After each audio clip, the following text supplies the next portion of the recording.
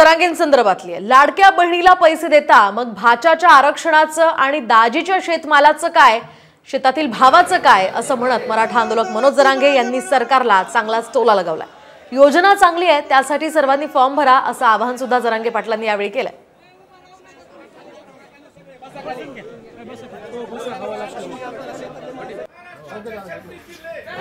लाडक्या बहिणीला पैसे देताना लाडक्या भाज्याचा सरकारने चांगलं केला, त्याला आरक्षण पाहिजे।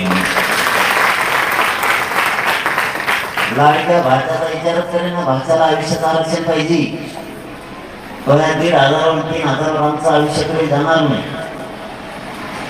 मग ते लाडका भाच्याला कसं राहायला आरक्षणाचा? बहिणीला 3,000 रुपये दिले आणि दाजी शेतात काम करतो, ते काय करायचं? लाडक्या बहिणीचा दाजी शेतात काम करतोय, त्याच्या मालाला भाव पाहिजे, त्याचा काय?